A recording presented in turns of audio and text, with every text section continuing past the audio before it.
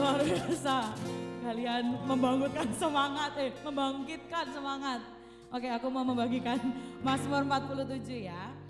Mazmur 47 untuk perikopnya adalah Allah Raja seluruh bumi. Ayat pertama untuk pemimpin biduan dari Bani Korah. Hai segala bangsa, bertepuk tanganlah, elu-elukanlah Allah dengan sorak-sorai. Sebab Tuhan yang maha tinggi adalah dahsyat. Raja yang besar atas seluruh bumi. Ia menaklukkan bangsa-bangsa ke bawah kuasa kita. Suku-suku bangsa ke bawah kaki kita. Ia memilih bagi kita tanah pusaka kita, kebanggaan Yakub yang dikasihinya. Selah. Allah telah naik dengan diiringi sorak-sorai ya Tuhan itu, dengan diiringi bunyi sangkakala. Bermasmurlah bagi Allah, bermasmurlah. Bermasmurlah bagi Raja kita, bermasmurlah. Sebab Allah adalah Raja seluruh bumi. Bermasmurlah dengan nyanyian pengajaran. Allah memerintah sebagai Raja atas bangsa-bangsa. Allah bersemayam di atas tahtanya yang kudus. Para pemuka bangsa-bangsa berkumpul sebagai umat Allah Abraham. Sebab Allah yang empunya perisai-perisai bumi, ia sangat dimuliakan. Amin. Aku percaya dimanapun kita berada, walaupun kita sekarang masih ibadah online, aku percaya bahwa hadirat Tuhan itu tidak terbatas oleh ruang, nggak akan terbatas oleh waktu.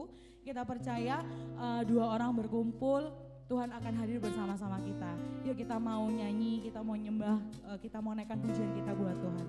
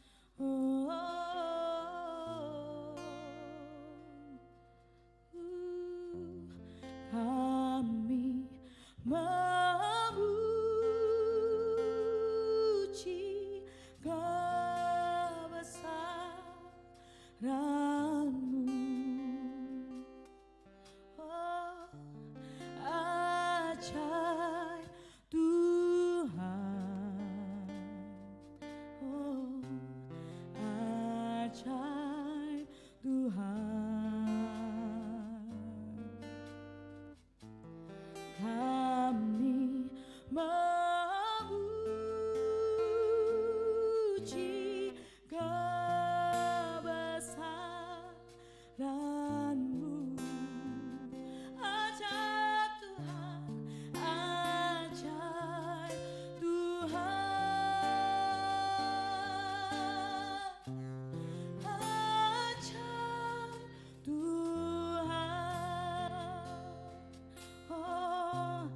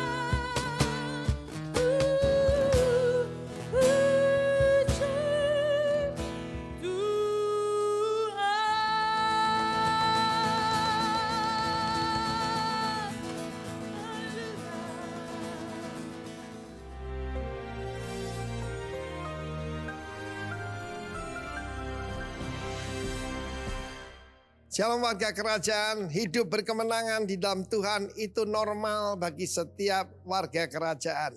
Kita punya kerajaan yang tak tergoncangkan, kerajaan yang tak terkalahkan, dan kerajaan yang tidak akan pernah berakhir seperti rajanya. Tetapi kepada kita, yaitu para Yosua, Tuhan berjanji, tidak akan ada yang bisa bertahan menghadapi engkau. Tidak ada. Raksasa manapun, embahai raksasa, tidak akan bisa bertahan. Karena kita bukan manusia biasa. Kita manusia yang disertai oleh Tuhan. Dan Tuhan berjanji tidak akan meninggalkan dan tidak akan membiarkan. Seringkali kalau kita berkata, Tuhan kenapa engkau membiarkan kami dalam situasi ini? Saudara menghina Tuhan. Roh Kudus ada di dalam hidupmu, hatimu, di antaramu. Tuhan ada di antara kita. Dan dia janji tidak akan membiarkan. Until the end of the age. Itu yang dijanjikan Tuhan Yesus pada murid-muridnya. Tidak kepada semua orang, tentu saja kepada keluarga kerajaannya saja. Dan dia berkata, setiap daerah yang kamu injak dengan telapak kakimu menjadi milikmu. Saya tidak ada waktu untuk bersaksi, tapi seringkali saya mengalami hal semacam itu. Dan benar-benar Tuhan berjanji, cuma ada yang bisa menggagalkan rencana Tuhan. Di dalam Yosua 1 ayat yang ke-7, 6, 7 dan 9 ada perintah Tuhan. Ya, supaya kita menguatkan diri kita, be strong and very courageous. Courageous itu tabah. Untuk tabah. Kenapa banyak orang putus asa, bahkan ada yang bunuh diri? Karena tidak tabah, saudara. Siapa pemenang itu? Bedanya pecundang dengan pemenang. Ya, pemenang itu berani bertahan lebih lama. Dia mungkin knockdown tapi tidak knock out. Mungkin saat ini saudara mengalami setelah lockdown jadi knockdown. No. Yang penting tidak knock out. Tuhan berjanji menyertai, tidak pernah membiarkan. Dan tergantung kepada kita. Percaya tidak dengan janji Tuhan ini? Yang bisa menggagalkan diri kita sendiri kalau kita takut. Kalau kita gemetar. Seharusnya yang gemetar itu musuh. Sebab apa? Tuhan tuh menteror musuh kita. Yaitu kuasa-kuasa kegelapan. Ingat, bagaimana ketika sang putra Tuhan Yesus berjalan di muka bumi ini. Iblis-iblis gemetar. Ketakutan. Dia cuma hadir. Dia belum ngapa-ngapain, dia belum doa, belum melakukan sesuatu. Orang roh jahat sudah ketakutan. Karena itu umat Tuhan, kenalilah the power of the promise. Tuhan berjanji pertama menyertai. Tidak membiarkan, tidak meninggalkan. Itu sudah harga mati, sudah pasti. Itu ilmu pastinya Tuhan. Karena itu jangan khawatir apapun. Nikmatilah hadirat Tuhan. Nikmatilah kehadiran Tuhan. Ketika kita belum dirumahkan, kita tidak merasakan hadirat Tuhan di rumah kita. Kita pikir hadirat Tuhan kalau kita di pertemuan besar, di gedung gereja dan sebagainya. No, in your very house. Di dalam rumahmu, kamu bisa mengalami kehadiran Tuhan. Tidak usah 2-3 orang, 1 orang saja. Tuhan hadir. Masih ingat bagaimana Yesus datang pada seorang perempuan Samaria yang dihina seluruh kota. Dia datang kepadanya, membangkitkan dia. Dan dia menjadi pemberita tentang Kristus dan keselamatan pada seluruh kotanya. Yang bisa menggagalkan cuma kita sendiri. Tetapi selanjutnya ada bagian daripada Joshua. Bagian dia adalah ayat yang ke-8. Yaitu merenungkan firman Tuhan siang dan malam. Memperkatakannya, mempercayainya. Dan tidak menyimpang ke kiri dan ke kanan. Dan janji Tuhan, a good success. Akan mengalami perjalananmu berhasil. Dan engkau akan mengalami sukses yang sejati.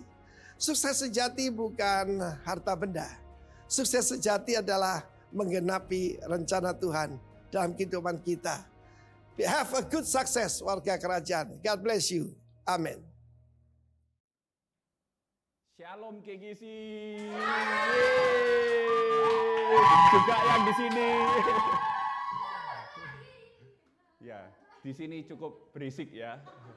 Kita lama nggak bertemu, 1 minggu sekali, dan kita nggak ada fellowship. Kita berdoa dulu ya sebelum mendengarkan firman Tuhan. Kami berterima kasih Tuhan buat hari ini, buat setiap apa yang kami terima Tuhan dalam hidup kami. Kami percaya Engkau Allah yang dahsyat dalam hidup kami. Tuhan, sebentar lagi kami mau mendengarkan firman-Mu Tuhan. Kami siapkan hati kami Tuhan seperti tanah yang subur, yang siap ditabur benih firman-Mu, di mana benih itu akan bertumbuh, di mana benih itu akan berbuah, memberkati, menjadi dampak buat orang lain untuk kemuliaan nama Tuhan. Terima kasih Tuhan buat setiap kita yang siap mendengarkan firman Tuhan sama-sama. Kita katakan amin. Seperti diugos ya suaranya saudara-saudara, padahal kita sedang di studio ya. Oke, saudara, kita saat ini tahun ini ya, tahun 2020 kita punya tema besar yaitu Emerging Leader. Sejak tahun 2011 ya, waktu itu saya bekerja di perusahaan sampai hari ini saya mendapatkan training itu tentang leadership. Dan waktu saya mendapatkan itu karena saya sudah lahir baru sejak 2005, saya membaca firman Tuhan setiap hari, kemudian saya itu berpikir, leadership ini keren banget ya. Seperti hikmat Tuhan, di mana Tuhan berbicara bagaimana cara kita mengimplementasikan firman Tuhan dalam kehidupan kita, waktu kita kerjasama dengan orang lain, kita bertemu orang lain.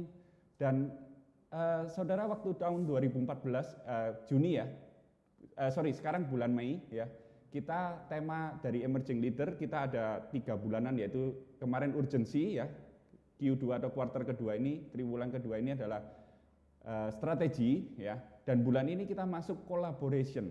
Saya masih ingat 2014, waktu itu interview pekerjaan di satu perusahaan di Pasuruan ya, tempat saya dulu bekerja.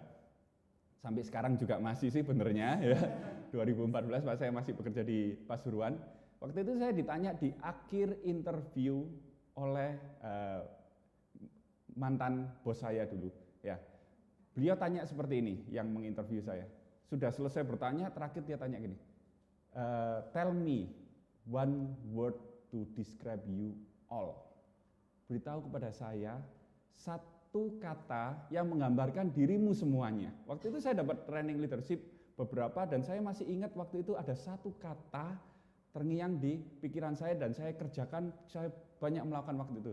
Saya langsung ngomong satu kata, itu adalah kolaboratif. Nah, akhirnya singkat kata saya bekerja di situ sampai hari ini. Ya, hari ini saya pun akan membawakan tema yang namanya collaboration. Tepat bulan Mei kita tema secara bulanan yang dibagi adalah collaboration, di mana di situ ada sinergi, teamwork dan sebagainya. Ya, dan saya jelaskan, kita masuk di slide dulu ya. Di dalam collaboration itu selalu kalau saudara melihat di sini ya, ada collaboration, trust, build relationship. Artinya apa?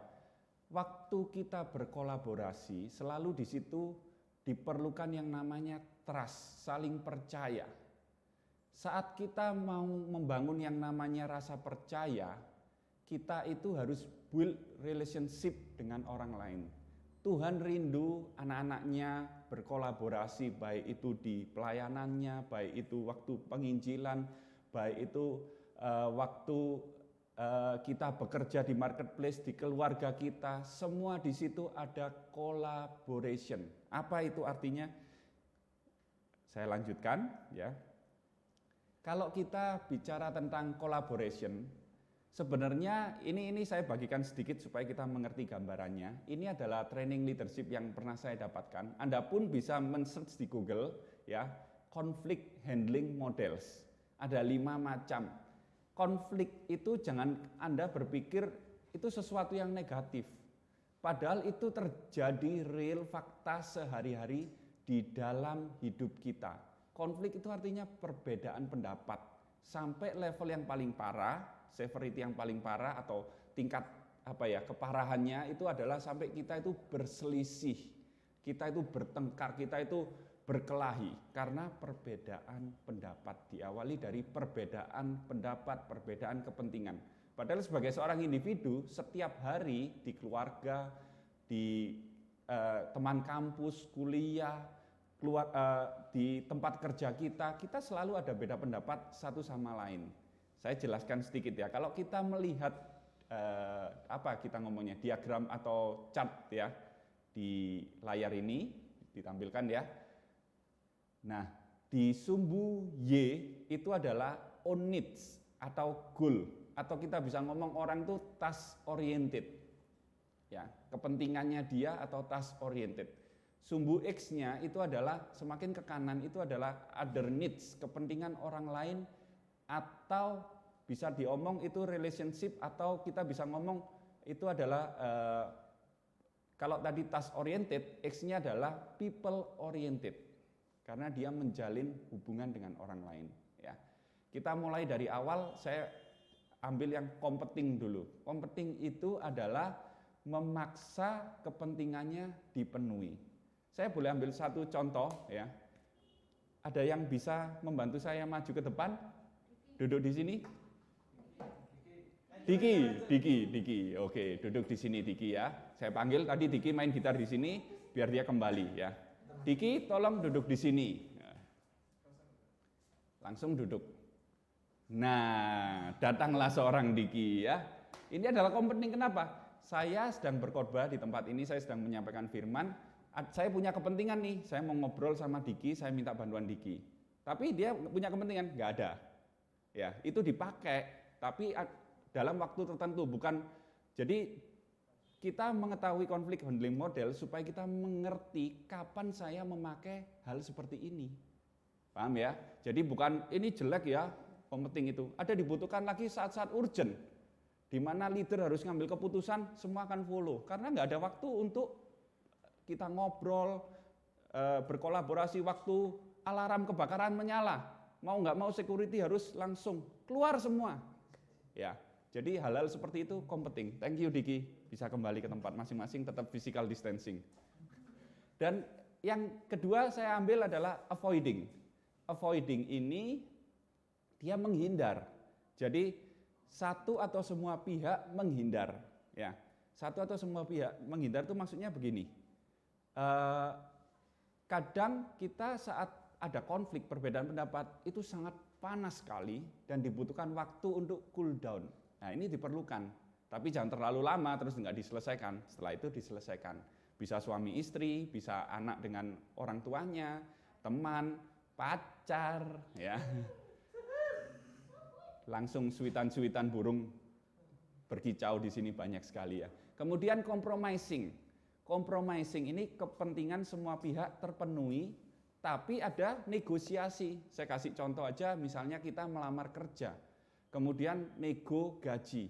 Dari perusahaan tidak bisa memberikan 10 juta, saya 7,5. Oh, padahal kita minta 10 juta. Contoh ya, puji Tuhan ya, kita semua gajinya bisa lebih dari itu. Amin. Amennya kenceng langsung saudara-saudara. Pasti di rumah juga kenceng semua itu, biarpun di kamar sendirian tiba-tiba amin gitu ya. Nah, kemudian tapi dari perusahaan itu karena itu ada di downgrade sebagian, kemudian perusahaan itu memberikan oke, saya kasih uang transportasi, uang sewa rumah, tempat tinggal, uang makan, kurang lebih adalah totalnya 2 juta. Oh, 1 bulan. Kemudian saya kasih uang pulsa lagi, jadi dikompensate ke yang lain. Nah itu adalah kompromis bagaimana kita ada ketidakcocokan tapi kita bisa negotiate. Ya. Kemudian ada lagi ini yang namanya accommodating. Accommodate. Ini karena people oriented, jadi dia hanya bisa ya udahlah pokoknya aku ikut. Ya udahlah pokoknya aku kerjakan sesuai itulah. Nggak ngerti lah yang ini, yang penting aku ikut aja. Jadi dia selalu mengalah untuk orang lain sampai temennya itu kesel ngeliat dia, kamu itu kok ngalah terus, sekali-sekali itu perlu ngomong. Ya.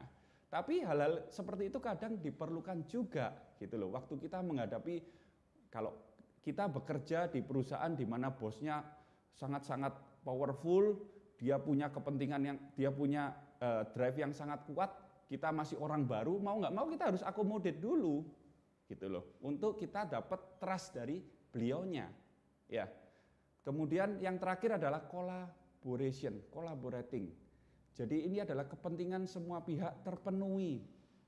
Nah, disinilah kita harus mengerti waktu kita punya konflik atau kita punya beda pendapat dan sebagainya, bagaimana kita berkolaborasi dengan orang lain. Bagaimana kita berkolaborasi dengan atasan kita di kantor, bagaimana kita berkolaborasi dengan dosen killer kita, ya. Jadi hal-hal seperti ini kita jumpai umum, dan saat kita mengerti, kita tahu bagaimana kita merespon. Nah, waktu saya mengerti ini membuat saya jadinya kolaborasi ini yang the best way, ya. Kolaborasi ini yang Tuhan rindukan, anak-anak Tuhan bisa melakukan kolaborasi untuk memberitakan Injil, untuk memuliakan nama Tuhan, untuk membangun kerajaan Allah di muka bumi itu, dimanapun bidang Anda yang Anda tekunin, di marketplace, di art kesenian, ya, Seven Mountain itu.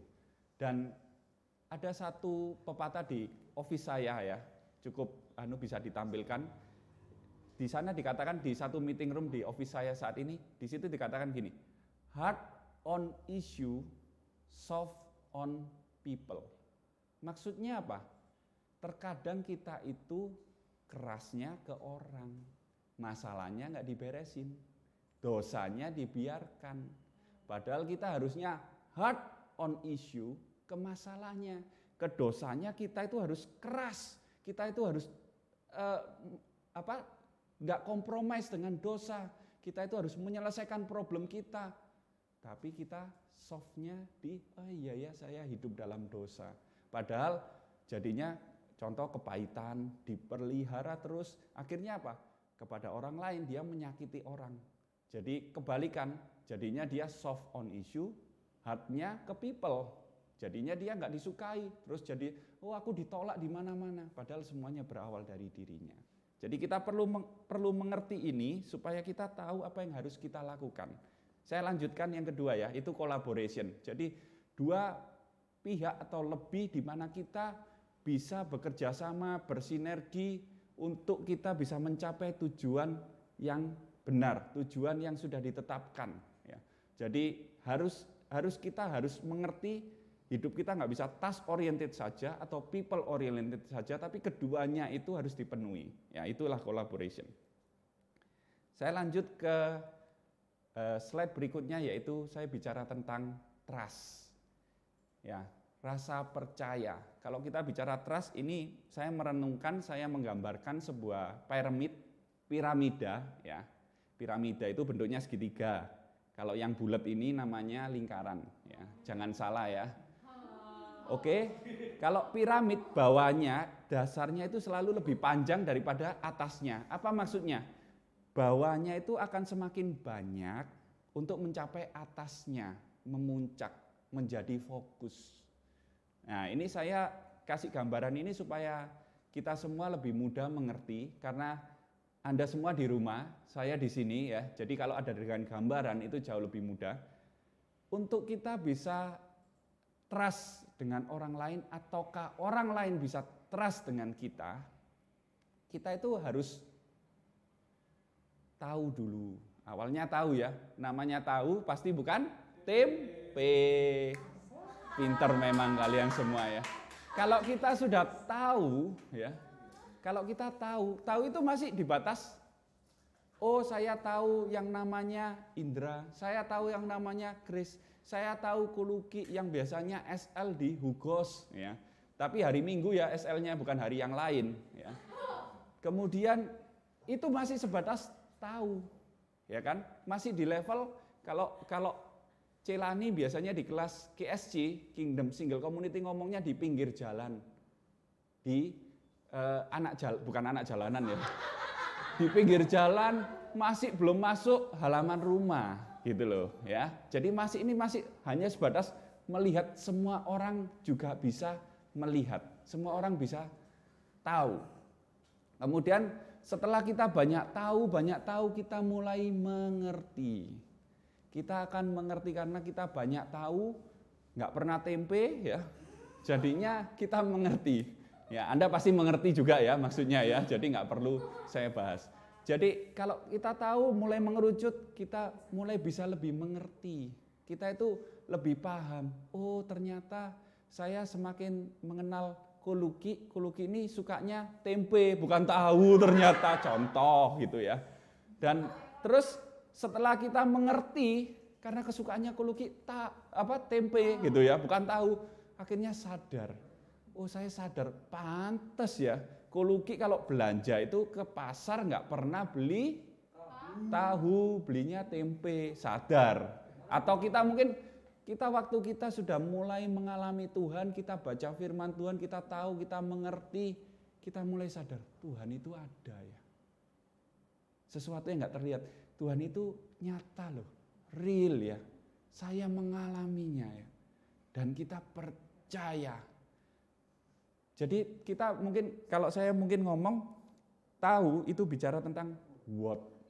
Ya, apa sih? Oh apa. Lebih banyak what, area what. Kemudian mengerti itu lebih dari sisi how. Bagaimana sih melakukan itu? Ya. Kemudian kalau kita ngomong awareness, kesadaran itu lebih ke why. Oh pantesan karena, ya selalu karena ini. Jadi kalau terkadang saya pun di kantor untuk memberikan training supaya orang itu mengerti, itu harus sampai di why. Bukan hanya what, how, tapi why. Supaya dia bisa melakukan dan dia bisa improve, develop jauh lebih baik gitu ya. Jadi setelah kita aware, kita mengenal, kemudian kita sadar, kita jadinya percaya. Oh aku percaya Tuhan. Kalau kita percaya, saya bicara kalau percaya mungkin dengan Tuhan kita ngomong iman ya. Kalau kita percaya bangun hubungan dengan orang lain, kita percaya dengan pacar kita contohnya, pasangan hidup kita. Pertama kalian nggak akan percaya, semakin kalian mengenal, semakin nggak percaya. Percaya, kalau nggak percaya itu berarti something wrong. Kalau manusia semakin mengenal Anda, kemudian manusia itu tidak teman kalian, pacar kalian, atau sahabat kalian, atau siapapun semakin tidak percaya dengan Anda, something wrong dalam diri Anda. Itu yang harus diperbaiki, itu yang harus kita mengerti. Jangan sampai orang menegur dulu baru kita berubah. Lihat, oh iya dia nggak berani ngasih kepercayaan ke aku. Oh iya. Oh mungkin dengan kalian bisa ngobrol dengan GKM, dengan sahabat kalian ya orang terdekat yang bisa melihat itu. Jadi kalau kita ngomong collaboration ya, semakin kita mengenal Tuhan itu kita semakin percaya. Saya lanjut ya. Yang mengetahui, mengerti, menyadari itu adalah pengenalan, itu adalah pengalaman. Level pengenalan atau pengalaman seseorang kepada orang lain itu menentukan tingkat atau level trust kepercayaan orang itu. Jadi semakin kita mengenal, kita semakin percaya, kita semakin dipercaya. Itu bisa di hubungan keluarga, bisa di hubungan pertemanan, persahabatan, pergaulan, kemudian di marketplace pun terkadang kalau kalian jumpai ada salah seorang bosnya resign, pindah ke perusahaan lain, dia akan bawa anaknya, timnya. Kenapa? Karena sudah ada rasa trust di situ. Apa kata firman Tuhan mengenai trust ini? Di Matius pasal 25 ayat 21 dikatakan seperti ini. Maka kata tuannya itu kepadanya, baik sekali perbuatanmu itu, hai hambaku yang baik dan setia. Engkau telah setia dalam perkara kecil, aku akan memberikan kepadamu tanggung jawab dalam perkara yang besar. Masuklah dan turutlah dalam kebahagiaan Tuhanmu. Di situ diceritakan ada 3 macam hamba, di mana yang diberikan 5 talenta, kemudian 2 talenta itu dikembangkan, dan bicara persentase dia mengembangkan, mengekspan, sedangkan 1 dia tidak mengerjakan apa-apa, malah komplain, malah mengatai tuannya. Dan tuannya adalah mempercayakan lebih lagi. Tuhan bicara, kita akan dipercaya, diberikan hal yang lebih lagi saat kita menghargai sesuatu yang kecil. Jadi Tuhan akan mempercayakan sesuatu saat kita mulai dari sesuatu yang kecil. Pak Arifin, saya pernah baca bukunya, Pak Arifin beliau berkata seperti ini, think big ya, berpikirlah yang besar, berpikirlah yang sangat-sangat besar karena Tuhan kita besar, Tuhan kita kaya. Think big, start from small. Jadi mulai semuanya dari yang kecil. Jangan berpikirnya besar, pingin startnya dari besar, jadinya tanpa pondasi hancur. Ya. Oke, itu mengenai trust saudara-saudara. Saya akan lanjut. Kalau kita bicara tentang trust, selalu di situ ada yang namanya build relationship. Nah, saya akan agak lama sedikit di sini, ya, karena ini penting, build relationship. Kita bisa melihat di sini, ya, kebalikan dari piramid yang tadi. Awal saya mulai dengan iman. Kemudian dari iman akan terbentuk value. Value itu akan menentukan pikiran, prinsip, mindset, perasaan kita waktu kita untuk take decision, ya, karena value bicara bagaimana kita menilai apakah Tuhan itu jauh lebih penting dalam hidup saya, dalam segala sesuatu dalam hidup saya, ataukah uang yang lebih penting, mana yang kita value paling berharga dalam hidup kita. Itu nanti akan jadi mindset kita, jadi prinsip hidup kita, jadi nanti ada perasaan jengkel gara-gara uangnya hilang atau Tuhannya yang hilang, ya, itu akan berpengaruh, ya. Kemudian dari situ akan muncul yang namanya attitude, sikap atau respon saat kita menghadapi masalah, menghadapi kenyataan hidup. Wah, bicara kenyataan hidup pasti anak-anak muda banyak gitu ya. Atau itu akan menjadi cara hidup saya, lifestyle saya, ya. Kemudian dari situ, dari respon kita, dari cara hidup kita akan muncul yang namanya kebiasaan-kebiasaan. Terkadang kebiasaan kita melihat kalau kita mau cari pasangan hidup, ya, melihatnya itu kebiasaan-kebiasaannya saja.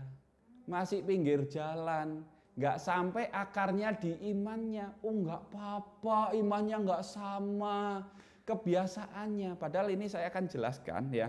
Jadi dari sisi yang berbeda kita tahu, saya kasih contoh yang luar biasa, the power of build relationship. Di 2 Samuel pasal 9 ayat 1, 2 Samuel pasal 9 ayat 1, itu bicara tentang hubungan Daud dengan Yonatan. Waktu itu Daud sudah berperang, dia sudah menjadi raja, sudah kerajaannya kokoh, ya, memimpin bangsa Israel. Kemudian Daud ingat dengan hubungannya dengan Yonatan. Saul dan Yonatan sudah meninggal, saudara-saudara. Berkatalah Daud, ya, 2 Samuel pasal 9 ayat 1, saya bacakan aja, nggak perlu ditampilkan di situ, ya.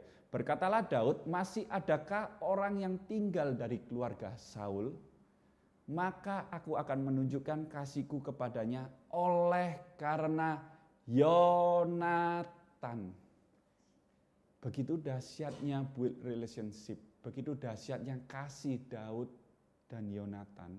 Sampai sudah meninggalkan, sampai orangnya sudah meninggal pun, Daud masih ingat dengan keturunannya. Dan di situ masih ada 1 orang keturunan, kita tahu, ya, silakan dibaca terus. Dan Daud memanggilnya dan duduk satu meja sehidangan dengan raja. Orang nomor 1 di Israel. Mimpi apa dia? Ya, sudah kakinya timpang. Ya, tahu siapa namanya? Mephiboset. Ya, kakinya timpang, nggak diperhatikan, dipanggil, duduk sehidangan satu meja dengan Raja Daud. Karena apa? Kasihnya dengan Yonatan. Itulah build relationship, saudaraku. Saya pernah punya pengalaman, ya. Ini kalian anak-anak muda biasanya, oh janji-janji sama temennya, oh ya sorry ya gak jadi, kadang ada yang gak ngasih kabar, ada yang, saya kasih tahu build relationship itu penting sejak dini. Tahun 2008, saya waktu itu 2004 sampai 2008 saya bekerja di kota Serang, Banten, ya. Kemudian saya tuh kuliah punya 1 teman, dia dari Banjarmasin, ya. Dia seorang diri waktu itu, kosnya dekat rumah saya jemput kuliah, kita kuliah di ITN, Institut Teknologi Nasional Malang. Nasional level, men, bukan kota level, ya. Kemudian waktu saya jemput, kita berdua jadinya saling mengenal kan. Selama 4 tahun dia bareng terus kuliah sama saya, bareng sama saya. Dan kita lulus bareng, dia termasuk IPK yang baik. Dan saya karena bergaul dengan dia, ketularan juga ikut rajin gitu ya. Kemudian IP-nya juga ikut baik juga ya. Dan kita berdua saling percaya. Tahu nggak, tahun 2008 saya itu berdoa sama Tuhan, Tuhan saya rindu, saya pulang Malang atau di daerah Jawa Timur, saya ingin kerja di daerah Jawa Timur. Saya kontak, saya tanya teman-teman saya, karena saya percaya, carilah maka engkau akan mendapatkan. Itu firman Tuhan, itu Tuhan perkatakan.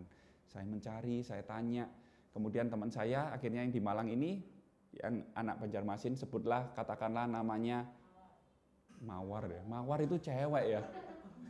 Bakung aja. Bakung, bisa cewek bisa cowok ya. Bakung ini kemudian ya nggak apa-apa, kirim aja CV-nya ke saya katanya. Nanti saya akan masukin di tempat saya kerja.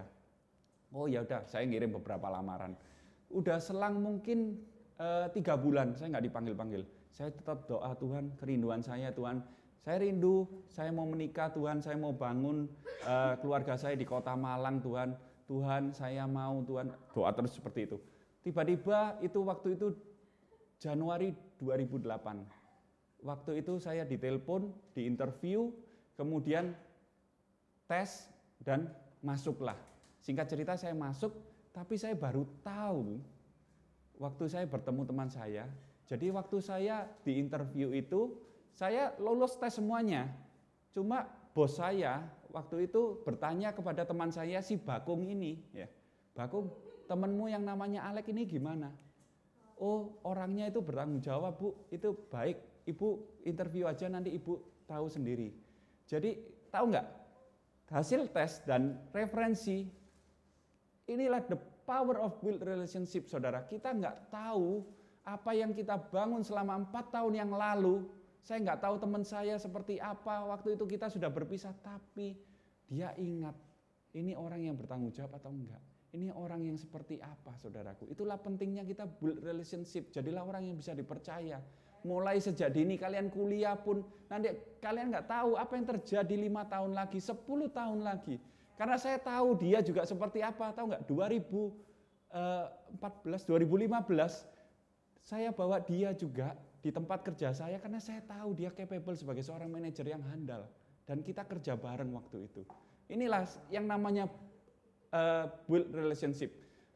Tuhan dan Daud punya pengalaman yang serupa sampai Tuhan ngomong, aku mengokohkan kerajaanmu sampai keturunan-keturunanmu asal tetap setia. Oleh karena engkau Daud.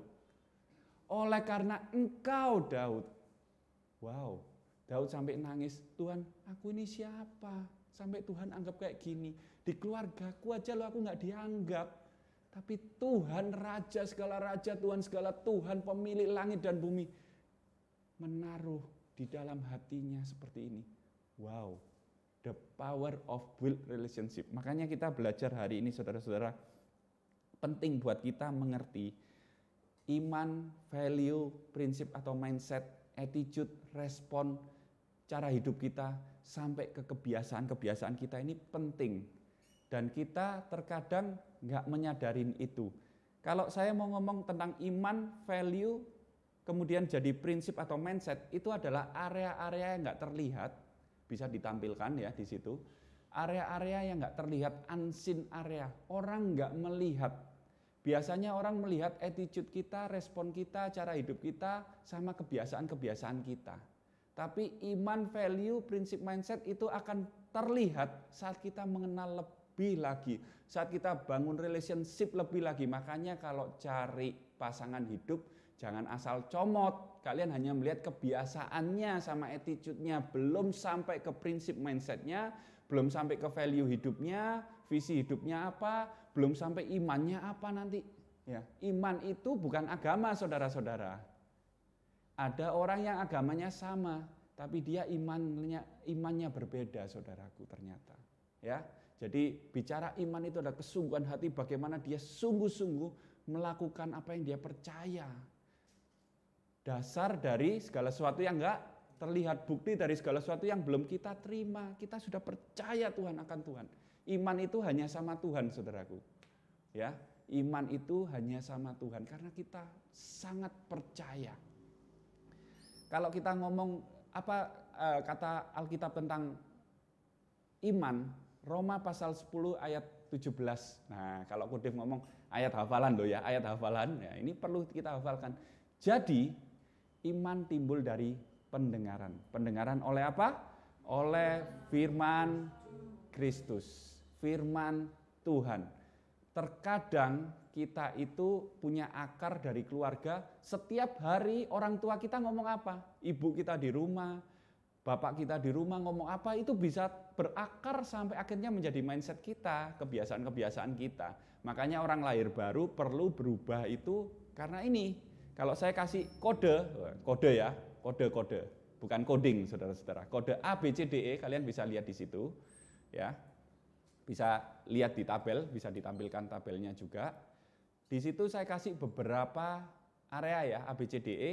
Di situ ada pacaran, pernikahan rumah tangga, pergaulan komunitas atau komunitas ya, marketplace atau pekerjaan, customer, pertemanan dan lain-lain ya. Kurang lebih supaya kita dapat gambarannya. Pacaran sama pernikahan pasti berbeda ya. Kemudian pergaulan sama pertemanan itu berbeda. Maksudnya apa? Pergaulan itu di mana kita hidup dengan mereka, bergaul dengan mereka, orang-orang terdekat kalian, dan kalian waktu punya masalah kalian curhat, kalian boleh tanya apa solusinya.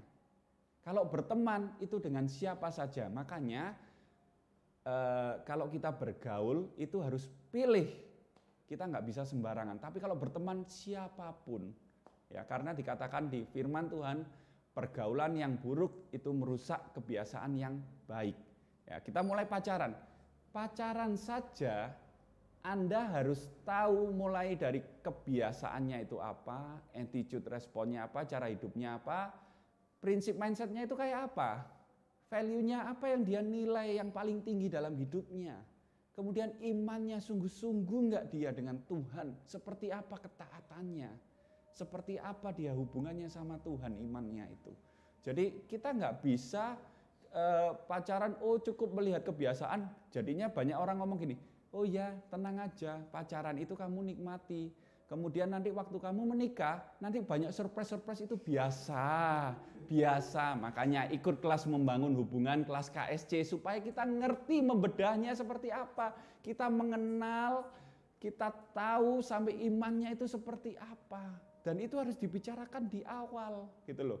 Supaya kita nggak ngomong, aku beli kucing di dalam karung, sekarang karungnya nggak ada, ganti kardus. Atau apapun, kita tidak akan mengalami hal yang sama. Generasi di bawah kita nanti kita ajarkan dengan hal yang sama.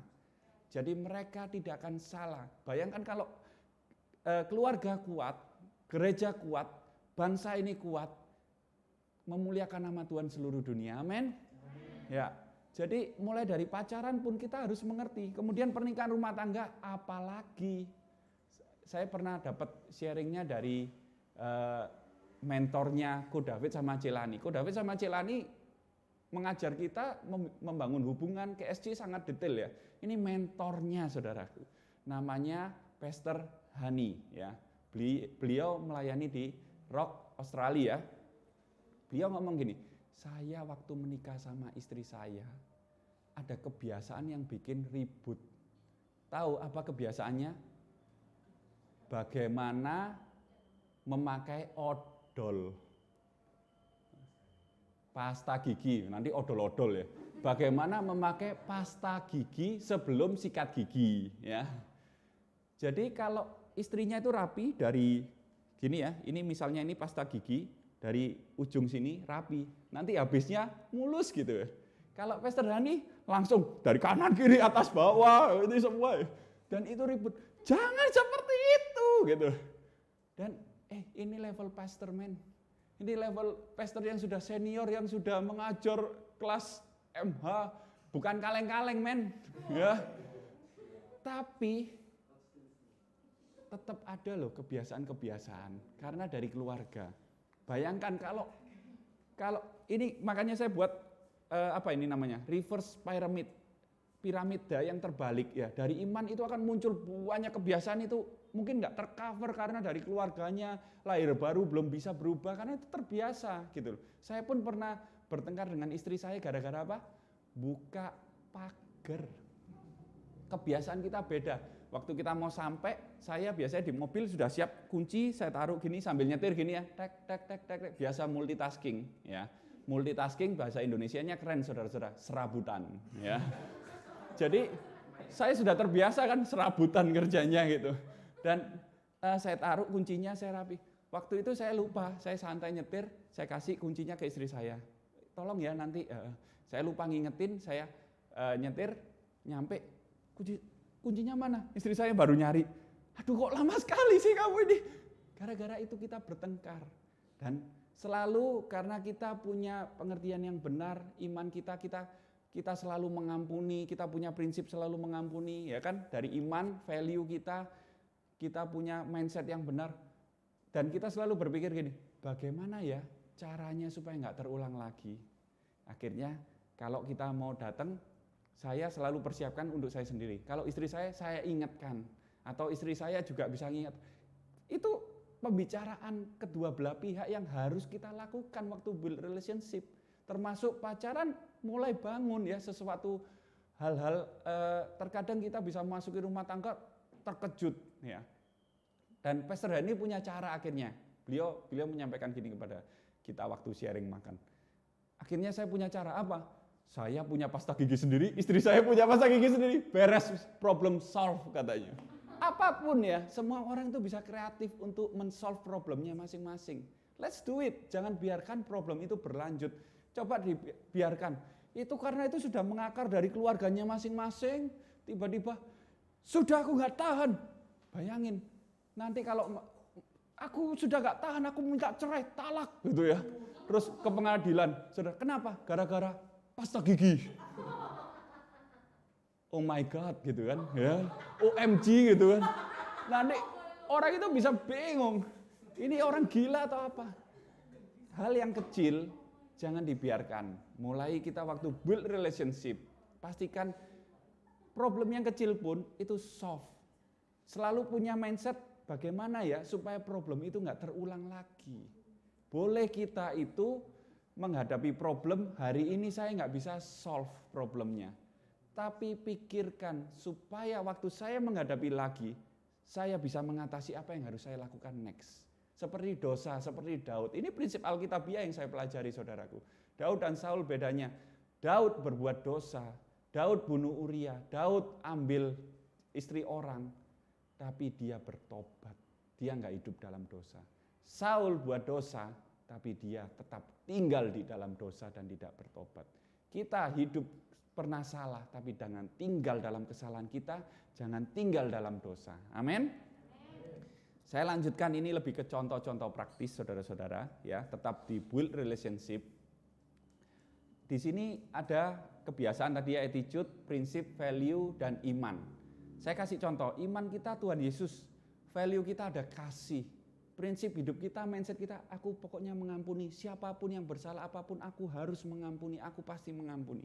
Jadi menjadi prinsip, jangan ngomong prinsip saya nggak bisa dirubah sama sekali. Ke neraka kalian sama prinsip kalian nanti itu ya. Jadi waktu kita lahir baru ubah kalau itu bukan dari firman Tuhan, rubah prinsip hidupmu, rubah semuanya itu. Karena itu nggak mempengaruhi harga hidupmu. Hidupmu dinilai dari apa yang Tuhan lihat, bukan manusia lihat. Amin. Jadi waktu saya punya prinsip mengampuni, iman saya Tuhan Yesus. Saya akan respon saya waktu ada orang yang berbuat salah menyakiti saya doakan. Saya doakan dia supaya dia berubah Tuhan, saya ampuni Tuhan. Kemudian kebiasaan-kebiasaan saya mengasihi, saya menghormati setiap orang. Saya nggak melihat seperti apa status sosialnya. Status sosial di sosial media bukan itu ya, tapi jabatannya apa, kemudian rumahnya di mana, saya nggak peduli, tapi saya akan respect dengan setiap orang karena itu setiap orang penting di hadapan Tuhan. Buat Tuhan penting setiap jiwa. Kemudian contoh yang kedua, iman saya saya mendengar setiap kali, ini iman benernya Tuhan ya, cuma saya umpamakan aja karena kita mendengar terakar dari keluarga ya. Keluarga saya itu miskin, jadi orang tua saya ngomong kalau menikah dengan orang kaya, kamu semua harus kaya, jangan sampai menderita, miskin seperti bapak ibumu. Wah, wow. Itu enggak seperti itu. Itu lain itu cerita ya. Jadi akhirnya dia punya value, uang is number one in my life. I don't care with God, I don't care whatever. How great is God? But money is more important. Uang itu lebih penting dari apapun. Akhirnya dia jadi cinta uang value-nya, ya. Dia memvalue uang lebih tinggi dari apapun. Akhirnya prinsipnya, mindset-nya, aku harus hidup kaya. Itu terjadi loh. Saya punya teman yang seperti itu dan dia sharing waktu itu, ya. Nah, hal-hal kayak gitu langsung saya masukin firman Tuhan, kesempatan kita itu langsung menjangkau, ya. Pastikan kita itu siap dengan hal-hal itu. Kemudian attitude, responnya apa? Dia akan suka berbohong. Waktu dia ketahuan sesuatu karena related duit, dia pasti akan berbohong, menghindar supaya dia tetap bisa kerja, dapat duit dan sebagainya. Dia akan ketakutan karena itu yang terpenting dalam hidupnya. Kalau Anda takut Tuhan, Anda akan takut dosa. Anda akan takut untuk buat salah di hadapan Tuhan. Kalau kalian takut duit, cinta duit, kalian akan takut kehilangan, kalian akan berbuat segala sesuatu untuk duit. Dan kebiasaannya apa? Dia akan melakukan korupsi, pasti biasa. Berhutang, nggak bayar. Oh iya karena ini penting, aku butuh ini dan sebagainya. Selalu butuh-butuh. Dan akhirnya seperti Koloki khotbah antara need sama kebutuhan sama keinginan. Keinginannya yang dipenuhi dia akan terikat. Kemudian contoh yang ketiga, itu adalah dengar dari teman. Temannya ini free sex.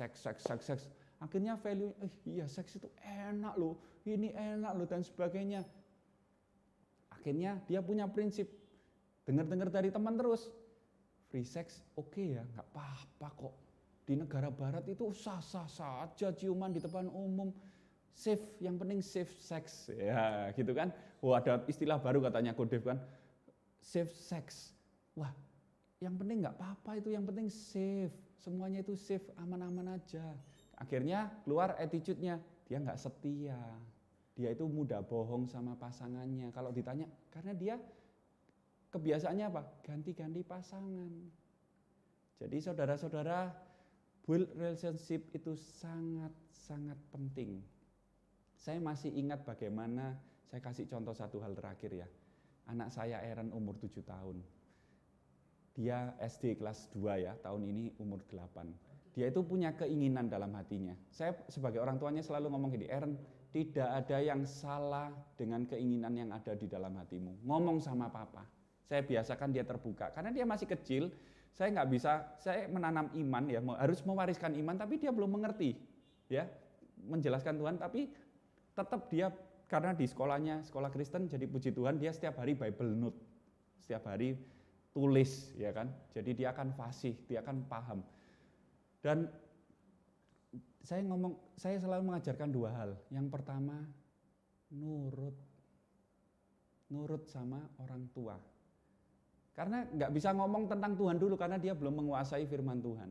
Nurut sama orang tua karena orang tua yang akan mengajarkan tentang firman Tuhan. Yang kedua, nurut lagi. Ya, jadi pokoknya taat itu kunci yang utama. Taat. Dia selalu sukanya gini, pingin main dan dibeliin mainan. Itu cita-cita terbesarnya saat ini dia, ya. Di umur 7 tahun. Nanti pasti saya percaya dia pasti berubah ya. Karena seiring pertumbuhannya, karena ini masih dunianya. Kemudian karena ini adalah pandemic situation ya, kita nggak bisa keluar, nggak bisa main keluar. Jadi kita harus adaptasi kan, termasuk saya mainnya adalah di seputar keluarga saya. Supaya dia nggak bosen di rumah. Saya punya keponakan 3 orang. Ya, range-nya dari Aaron 7 tahun plus minus 3 tahun lah, kurang lebih segitu. Mereka main seumuran dan di rumah kakak saya biasanya dia main game. Main game, setiap orang punya tab atau handphone. Aaron sendiri seorang yang nggak punya. Tabnya sudah saya jual karena biasanya kalau makan lihat tab, dia lama. Kemudian belajar susah karena dia ingat main tab terus. Ya, karena nggak bisa terkontrol akhirnya saya jual, dia lupa. Ingat lagi waktu, loh saya kok nggak punya tab-tabnya Aaron mana Pak? Papa sudah jual nak, karena saya selalu jujur ya. Papa enggak mau Aaron terikat sama tab, Aaron selalu belajar. Jadi saya enggak pernah ngomong, oh dulu selalu, oh iya papa enggak beliin soalnya enggak punya duit. Enggak, kita enggak ngomong seperti itu. Kita selalu belajar mendidik sejak dini. Saya selalu ngomong, ya karena Aaron selalu makannya lama, kemudian Aaron selalu belajar susah karena kebiasaan nonton tab. Singkat cerita dia minta. Dan saya pun ngomong, saya kasih pengertian, Aaron kalau Aaron sudah bisa papa percaya untuk bisa belajar, Aaron sudah bisa dipercaya untuk melakukan segala sesuatu, nggak terikat tab, papa beliin. Aaron percaya papa? Iya pak, percaya. Wah, itu pembicaraan anak seperti orang dewasa udah waktu tidur biasanya. Ya. Kemudian saya melihat 1 minggu lalu, tanggal 2 Mei, itu istri kakak saya ulang tahun, kami ke rumahnya, kita ada makan malam ya, dinner sederhana di rumahnya karena nggak bisa keluar. Selalu kita punya acara keluarga itu makan bersama waktu ulang tahun masing-masing. Nah, saya melihat dengan mata kepala saya sendiri, anak 4 kecil-kecil itu di satu kamar, ya, kamar keponakan saya. Hanya Aaron yang nggak bisa main, dia hanya melihat, dia noleh dengan kepala, noleh ke saya gini, mukanya gini. Rasanya hati saya sebagai seorang ayah itu hancur. Dia nggak komplain loh, dia nggak protes. Saya kalau masih ingat itu, saya itu masih, hati saya hancur, saya itu berkaca-kaca, saya sampai ngomong sama istri saya, non, aku mau beliin dia tab. Loh nanti makan ini, hatiku hancur sudah niat dia. Dia nggak minta. Ingat, bedakan gini saudaraku, kita punya keinginan, ya, tapi kita percaya keinginannya Tuhan, kehendaknya Tuhan, rencana Tuhan di atas kehendak kita, amin. Di atas kehendak kita, kita percaya keinginan boleh kan, Tuhan kasih, panca indera, memang ada keinginan, tapi bagaimana kita memanage keinginan kita. Waktu anak saya seperti itu, saya ingat bagaimana Daud nggak komplain dengan keadaannya. Daud percaya sama Bapa di surga. Daud percaya, makanya hati Tuhan itu hancur untuk Daud. Hati Tuhan itu benar-benar kasih kepada Daud. Aaron yang nggak minta, saya sudah planning sama istri saya, kapan kita mau belikan tab, kita mau belikan ini. Hati saya sebagai seorang bapak sudah hancur melihat anaknya yang nggak komplain, yang nggak protes, dia nggak memaksa, Pak pokoknya Aaron harus beli tab. Kalau nggak beli tab, Aaron nggak mau makan selamanya. Dia nggak seperti itu saudaraku. Atau dia ngomong, Papa ini jahat, lihat ini aku sendirian tidak punya tab. Dia nggak pernah. Dia hanya noleh dengan mukanya yang, aduh saudaraku saya nggak bisa tahan. Dan di situ hati saya hancur untuk dia. Saya mau beliin tab, saya komitmen sama istri saya nggak setuju, tapi akhirnya kita ngomong, hatiku hancur. Ini loh yang Tuhan namanya build relationship. Amin. Ini loh build relationship, bagaimana hati Tuhan hancur melihat kita karena, wow, aku sungguh-sungguh mengasihimu nak. Engkau keren sekali melakukan itu untuk aku. Engkau tahu itu berat buat engkau, tapi engkau tetap percaya kepadaku. Itulah relationship kita dengan Tuhan. Kalau kita bicara iman, value, prinsip, itu area nggak terlihat saudara-saudara. Tapi itu menentukan cara hidup kita dan kebiasaan hidup kita. Pastikan kita build relationship. 3 hal hari ini saudara-saudara sebelum saya tutup dengan doa. Collaboration, kita perlu untuk berkolaborasi dengan Tuhan, kita berkolaborasi dengan sesama kita. Di lingkungan manapun kita harus bangun yang namanya kepercayaan, trust satu sama lain. Untuk bangun kepercayaan satu sama lain, kita itu harus build relationship. The power of build relationship itu sangat-sangat berpengaruh dalam hidup kita. Tuhan memberkati, kita berdoa. Kami mengucap syukur Tuhan buat setiap firman yang kami terima, buat setiap firman yang kami dengarkan. Kami berdoa Tuhan Yesus, kami menjadi orang-orang yang membangun hubungan lebih intim lagi Tuhan. Dari hati kami Tuhan, menyentuh hati Tuhan kami Tuhan Yesus. Sampai Tuhan Yesus, Tuhan kami berkata, hatiku hancur buat engkau nak. Hatiku hancur tuh buat engkau karena engkau kasihku melimpah atas kehidupanmu, atas keturunanmu. Tuhan kami Tuhan, ajar kami Tuhan anak-anak mudamu, kami masih muda, tapi kami adalah orang-orang yang mau belajar terus Tuhan, untuk Tuhan pakai maksimal di tempat kami berada, di kampus, di keluarga kami, di rumah kami, di marketplace, di tempat kerja kami, dimanapun kau tempatkan kami memuliakan namamu, perkataan kami menjadi berkat, perbuatan kami menjadi berkat, setiap orang boleh mengenal Yesus melalui hidup kami. Terima kasih Tuhan, terima kasih Yesus. Di dalam nama Yesus kami berdoa. Haleluya. Amin.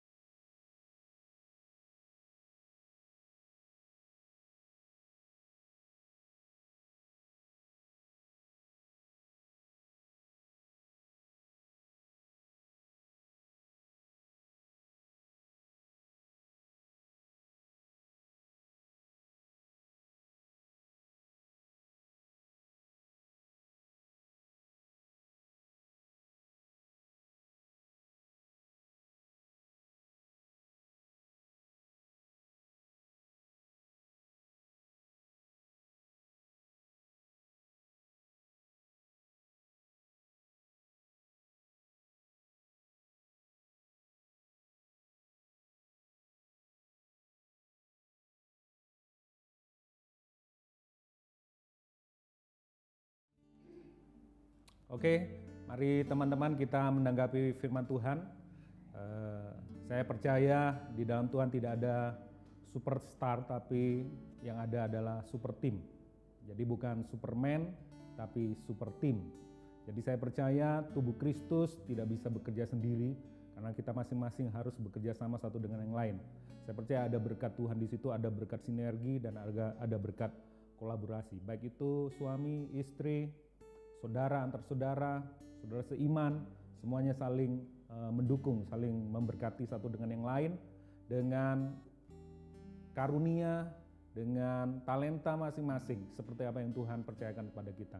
Nah, hari ini kita akan bersama-sama berdoa, kita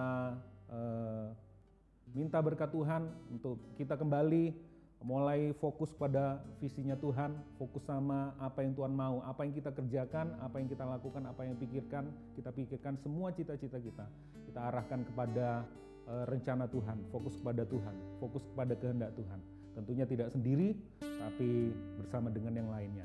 Dan keluarga kita di tempat ini, keluarga rohani kita, menyambut teman-teman semuanya yang mendengar program hari ini, yang masih belum tertanam di satu gereja pun, masih berdoa untuk mencarinya, untuk tertanam di situ. Dan kami keluarga rohani di tempat ini pun terbuka buat teman-teman semuanya di tempat ini. Terima kasih, kita akan bersama-sama berdoa, kita mengucap syukur kepada Tuhan dan menerima berkat daripada Tuhan.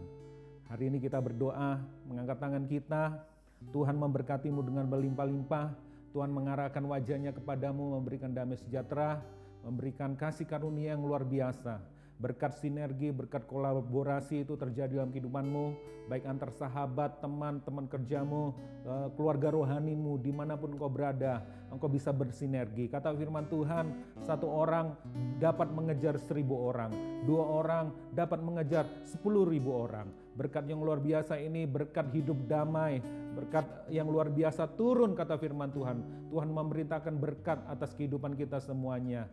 Minyak yang terbaik yang turun dari kepala Harun sehingga ke janggut sampai ke jubahnya, itu menjadi bagian kita. Berkat dari Bukit Hermon yang mengalir seperti embun Hermon itu turun atas kehidupan kita semuanya. Kalau kita hidup, karena kita adalah peacemaker, pembawa damai. Aku ucap syukur Tuhan, setiap orang yang menempa logam dengan palu Tuhan, menguatkan orang-orang yang menempa dalam landasan. Dan setiap bagian kami itu Tuhan, kami kerjakan bukan untuk diri kami sendiri, tapi untuk satu gambaran besar itu terjadi dalam kehidupan kita semuanya Tuhan, mengarah kepada tubuh Kristus yang sempurna. Terima kasih, berkat di sekolah, berkat di kampus, berkat di mana saja kami mengerjakannya Tuhan, semuanya mendapatkan hasil dengan satu tujuan, menjadi berkat, menyalurkan berkat-Mu ini Tuhan, dimanapun Engkau tempatkan kami. Terima kasih Bapa di surga, kami meresponi firman Tuhan dan kami menerima berkat yang luar biasa minggu ini. Hanya di dalam nama Tuhan Yesus Kristus kami mengucap syukur, kami berdoa. Haleluya, amin.